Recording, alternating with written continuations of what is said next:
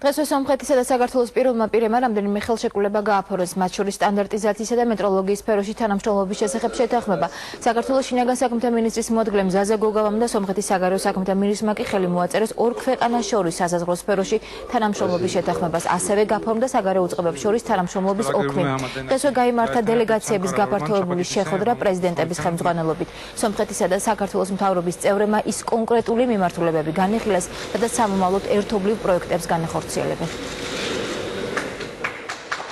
მოვაწერეთ ხელი მემორანდუმს სტანდარტიზაციის და მეტროლოგიის საკითხებში.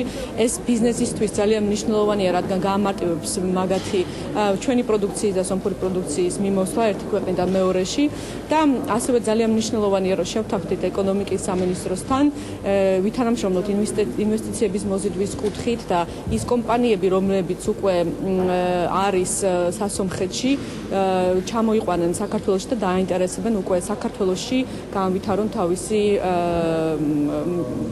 ბიზნესი. დარჩენილა ომხრივი ურთიერთობების არც ერთი აქტუალური საკითხი, რომელიც ჩვენ არ გაგვეხილა. უპირველეს ყოვლისა ეს იყო ეკონომიკური თანამშრომლობა. ეკონომიკურ თანამშრომლობაში ძალიან დიდი ყურადღება დაუთმეს პრეზიდენტებმა და დელეგაციის წევრებმა ინფრასტრუქტურულ პროექტებს, ენერგეტიკას, იმას, რომ უახლოეს პერიოდში ამოქმედდება მექანიზმი, რომელიც საშუალებას მოგცემს კონდეს ერთიანი კონტროლი საბაჟო გამშვებ პუნქტებზე, რაც მინიმუმამდე დაიყვანს იმ აუტანელ სიტუაციას, რაც განსაკუთრებით ზაფხულის პერიოდში იქნება ჩვენ საზღვარზე, როდესაც მრავალსაათიანი ლოდინი უწევთ საქართველოს და სომხეთის მოქალაქეებს საზღვრის გადაკვეთისთვის.